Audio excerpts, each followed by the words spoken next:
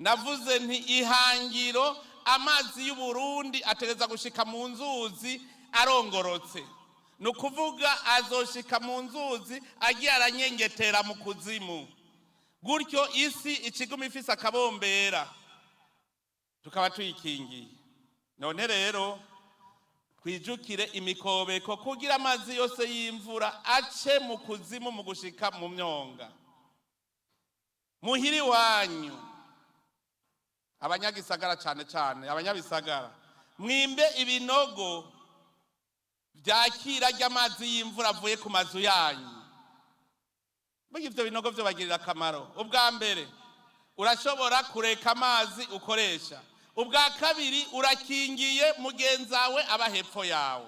Nta kuntu mwokingira buyenziga yewe.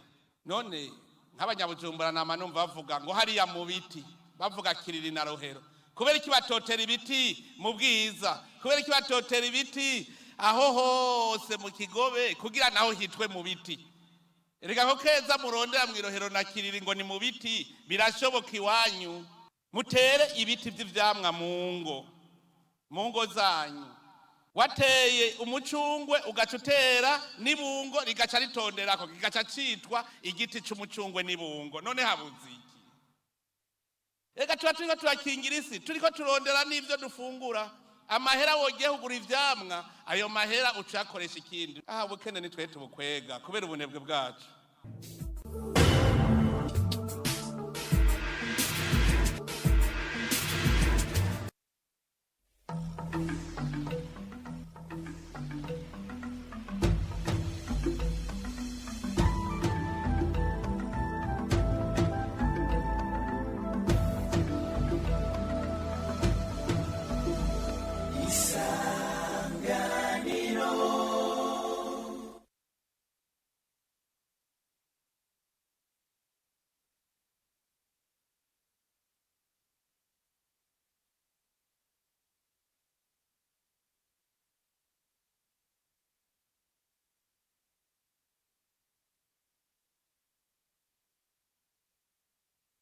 Selon une étude faite en 2021, que faire pour pallier à cette faible représentativité? Vous aurez les détails dans un instant. Le chef de l'État, le président Évariste Ndayishimiye, s'attend à ce que jusqu'à la fin de l'année prochaine, en 2023, le Burundi ne soit plus qualifié de pays le plus pauvre au monde. Il a dit ce jeudi lors d'une prière organisée par le parti CNDD-FDD. Dans un instant, les détails.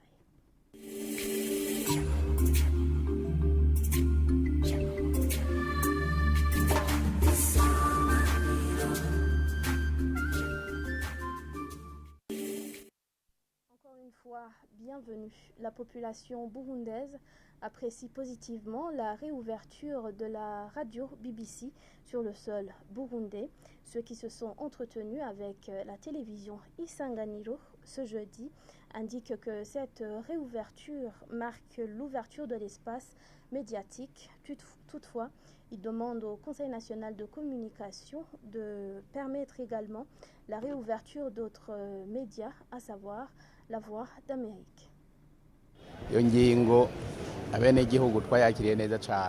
Nous avons très bien accueilli cette mesure. La population a toujours besoin des nouvelles venant d'autres coins du monde. Ils veulent avoir les nouvelles d'ici et d'ailleurs. C'est vrai que nous avons des radios et télévisions locales, mais nous avons aussi besoin de savoir ce qui se passe à l'extérieur, comme par exemple les informations de l'Ukraine. Cette réouverture marque un pas en avant. La mesure du CNC est vraiment louable. Personnellement, j'ai vraiment apprécié cette mesure. Par exemple, moi qui voyage beaucoup, c'est bien que je sois au courant de ce qui se passe ailleurs, pour éviter que je rencontre des problèmes sans le savoir. Nous demandons qu'ils envisagent aussi la réouverture de La Voix d'Amérique. Oui, nous apprécions la réouverture de cette station car nous aimions ces émissions. Le Burundi vient encore une fois d'ouvrir les horizons de la liberté de la presse. La radio BBC est une radio qui est écoutée à travers le monde, qui est aussi écoutée par les Burundais. Ça informe la population burundaise, ça informe aussi l'opinion internationale de ce qui se passe encore au Burundi.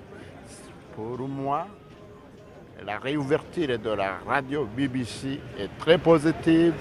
Il faudra même que la CNC réouvre encore d'autres médias qui sont encore fermés. Que journaliste, j'apprécie hautement la réouverture du station BBC Siglosor Burundi. Ça rentre dans le cadre où le président de la République, dernièrement, lors de sa rencontre avec les professionnels de médias, a dit que rien ne peut pas se passer au Burundi sans les médias. Encore une fois, nous saluons hautement la réouverture de cette station, d'autant plus que cette station, de concert avec d'autres professionnels des médias, avait pour mission informer et divertir sur le sort burundais. Nous apprécions positivement la réouverture de ces stations car cela va nous permettre de diversifier des informations. Nous demandons qu'ils envisagent la réouverture des autres stations comme la Voix d'Amérique car cela nous permettra la diversification.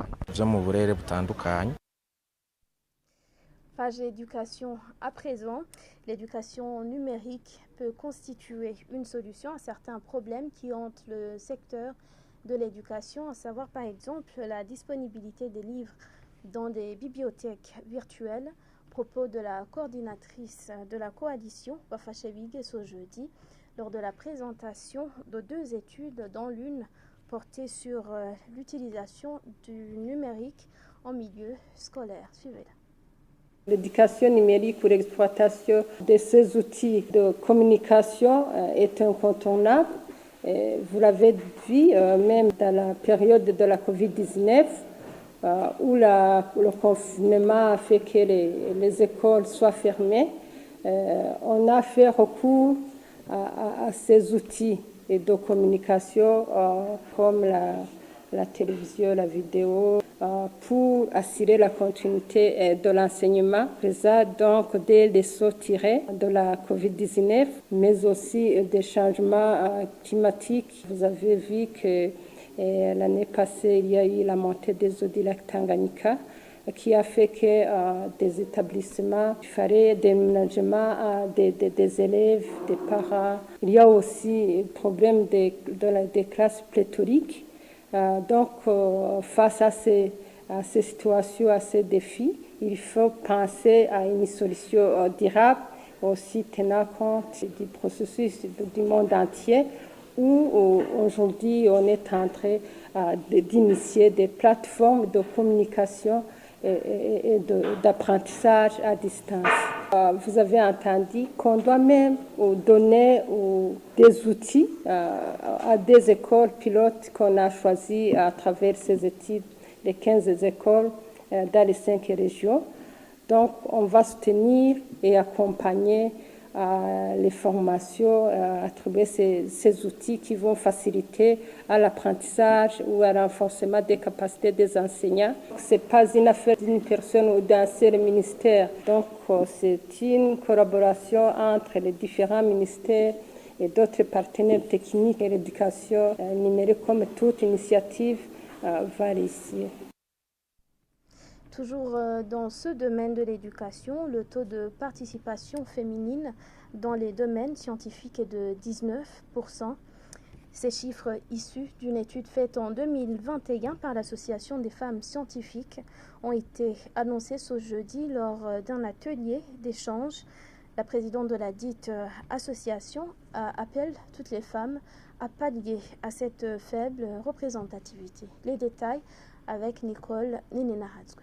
Étudier ensemble les facteurs de la sous-représentation féminine dans les domaines scientifiques est l'un des objectifs qui a rassemblé les différents acteurs qui œuvrent dans ce domaine, dans les différents exposés qui ont été présentés ce jeudi. Durant cet atelier organisé par l'Association des femmes scientifiques, il a été démontré que la femme burundaise reste encore minoritaire dans les filières scientifiques, ce qu'affirme Dr Menedor Karimo Mugango, présidente de cette association. Nous avons trouvé que les femmes enseignantes aux universités dans différents domaines scientifiques sont représentées à un taux de 13%. Et nous sommes posé la question de savoir est-ce que malgré ce défi, est-ce que nous avons nous avons un effectif de filles qui prendront la relève. Nous avons fait le même travail pour les étudiantes où nous avons trouvé que les filles sont représentées à 19%. La société burundaise et les coutumes représentent un facteur favorisant la faible représentativité des filles dans des facultés des sciences. Cela dit, l'Université du Burundi fait tout son possible pour encourager les femmes à embrasser les filières scientifiques, comme l'indique professeur Valos Runyagu, vice-recteur de l'Université du Burundi. Il y a de cela 3 ans que nous avons décidé que les étudiantes de première année, donc qui sont orientées à l'Université du Burundi, dans les filières scientifiques, soient privilégiées dans la distribution du logement, donc des chambres au niveau des résidences universitaires. Nous avons donc décidé pour promouvoir justement, pour aider ces jeunes filles qui osent affronter ces filières et le résultat est là. Aujourd'hui, le paysage de ces classes scientifiques a changé, a beaucoup changé.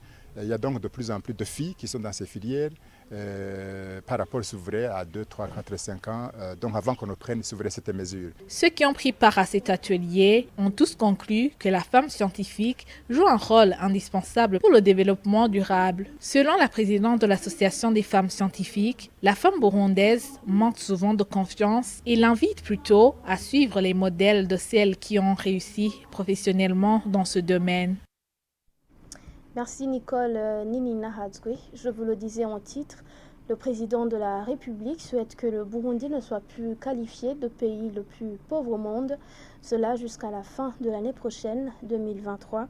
Il a dit ce jeudi lors de la prière organisée par le parti CNDD-FDD tous les derniers jeudis du mois. Pour Évariste Ndayishimiye, le Burundi n'est pas pauvre, mais les Burundais ont la mauvaise mentalité de minimiser leur avoir. Je vous propose de le suivre.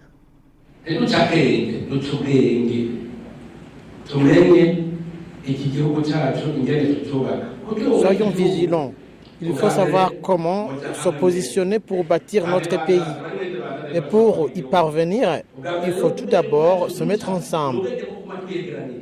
C'est impossible quand il y a des gens qui restent en débandade. C'est très simple de ne pas partager le parti politique parce que nous avons une même patrie. Mettons-nous ensemble pour bâtir notre pays. Peu importe vos opinions politiques ou vos ethnies. Mettons-nous ensemble. Saviez-vous que les autres pays du monde apprécient l'étape que le Burundi a déjà franchie? Ils nous prennent pour exemplaires dans la bonne gouvernance. Et parfois, ils veulent même savoir notre secret. Moi, je leur dis que tout est grâce à Dieu, à la terre qu'il nous a donnée, au bon climat. Et nous sommes au travail. Alors, restons concentrés sur le travail pour ne pas reculer. N'acceptons plus qu'ils nous disent que nous sommes pauvres. Profitons de nos faiblesses pour nous relever. Durant les 2 prochaines années, 2022 et 2023, vu comment nous sommes en train de réorganiser les finances, je ne doute pas que vers la fin de l'an 2023, personne ne va dire que le Burundi est le premier pays pauvre du monde. Restons tout simplement unis pour faire le Burundi d'un pays organisé.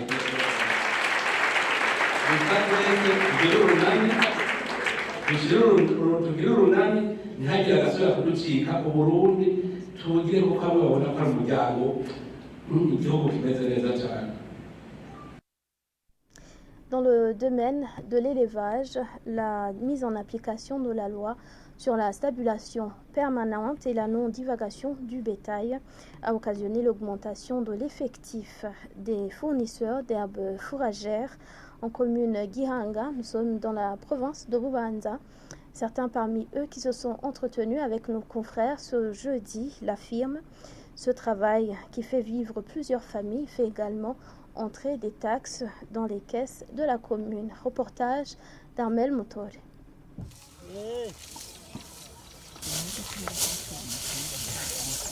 Ce sont certains des fournisseurs d'herbes fourragères de la commune Gihanga. C'est en province Bubanza, à l'ouest du pays, une occupation qui leur permet de gagner entre 5 et 10 000 francs burundais par jour. Ils nous relatent leur quotidien. Je fais 2 tours par jour. Je quitte mon domicile à 5 h du matin, puis revenir le soir vers 18 h. Donc, j'y passe toute la journée. Je gagne 4 000 francs beaux par tour, donc je gagne au total 8 000 francs beaux. Nous cueillons l'herbe fourragère très loin d'ici. Au-delà du centre Gihanga, si par mégarde on t'attrape dans une parcelle ou un champ d'autrui, on te tabasse ou on te fait payer des amendes. Pour faire ce travail, nous sommes obligés d'errer ici et là. Ce n'est pas du tout facile, mais nous sommes obligés de le faire. C'est une occupation qu'on exerce librement, sans travail pour une tierce personne. On utilise notre propre force. Même si on tombe malade, on a le temps de se reposer. C'est un travail qui demande seulement 2 outils, une serpe et un vélo. À côté des revenus issus de cette activité, ces fournisseurs de fourrage font entrer des recettes dans les caisses communales. À chaque entrée dans une commune, nous payons une taxe. Par exemple, depuis la zone Lukaramu jusqu'ici, nous payons 300 francs. Avec la mise en application de la loi sur la stabulation permanente, l'effectif de ces fournisseurs de fourrage s'est accru et les sources d'herbe se sont raréfiées. L'herbe a beaucoup diminué à cause du nombre élevé de personnes qui la cherchent. Le fourrage est devenu rare parce que là où on en trouvait avant, on n'en trouve plus. Les propriétaires de terre refusent qu'on aille cueillir de l'herbe parce qu'eux aussi en ont besoin. L'association qui regroupait initialement ces fournisseurs de fourrage s'est dissoute. Ils demandent d'être encore une fois regroupés en association pour la stabilité et le développement de leur métier et pour la réussite de leurs revendications. Nous souhaitons former une union, une association avec un bon leadership dépourvu de toute malhonnêteté. Ces fournisseurs de fourrage l'acheminent sur des vélos jusqu'au marché d'herbes fourragères, situé en zone Buringa de la commune Gihanga. La récente mesure du ministère de l'Intérieur de réduire les zones de circulation des vélos, motos et tricycles en mairie de Bujumbura est venue gonfler l'effectif de ceux qui exercent ce travail d'acheminement d'herbes fourragères en commune Gihanga. L'intégration à part entière de la République démocratique du Congo au sein de la communauté des pays de l'Afrique de l'Est vient favoriser l'essor des échanges commerciaux au sein de cette communauté. C'est l'analyse du moins de Delinibel Nibigila, journaliste. Toutefois, il estime qu'il est urgent de relever les défis sécuritaires qui prévalent dans ce pays. Et c'est un pays qui a, selon la Banque mondiale, plus de 90 millions de la population et contre plus de 185 millions de toute la population est-africaine. Donc vous comprendrez que la République démocratique du Congo a une population qui est vraiment importante, qui n'est pas du tout négligeable. Et vous savez très bien que la République démocratique du Congo utilise comme langue officielle le français, et comme le Burundi. Le Burundi, donc, avec sa population qui est estimée à plus de 12 millions aujourd'hui, si on additionne avec les Congolais qui sont estimés à plus de 90 millions, ça ferait plus de 100 millions de la population. Donc les deux populations pourront s'imposer en ce qui est de la langue française. Avant, on voyait que c'est la langue anglaise qui était beaucoup utilisée. Et le Burundi et la RDC ne sont pas vraiment au même niveau que d'autres pays en ce qui est de l'anglais. Autre chose, ce pays, la RDC, qui va favoriser les échanges commerciaux sur l'océan Atlantique, parce que c'est un pays qui est vraiment désenclavé par rapport à d'autres pays. Les produits de la communauté est-africaine pourront être commercialisés via l'océan Atlantique. Même si ce pays apporte des atouts, il apporte aussi des défis, notamment des défis sécuritaires. Aujourd'hui, les groupes armés qui pullulent en République démocratique du Congo sont estimés à plus de 100. C'est une centaine de groupes armés. Et vraiment, ça entrave le développement économique et politique des pays de l'Afrique de l'Est. Et si vous regardez, ces groupes armés proviennent des pays de la communauté est-africaine. Donc il faut vraiment trouver solution. Il faut se pencher sur les questions sécuritaires qui minent ce pays pour que les pays de la communauté est-africaine puissent avancer.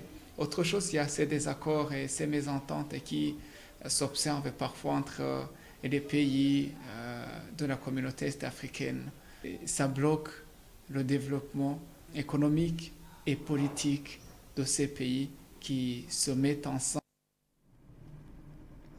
Pour rappel, la RDC a intégré officiellement cette communauté ce 29 mars 2022. Ainsi s'achève cette édition. Merci à tous de l'avoir suivi. Nos émissions continuent.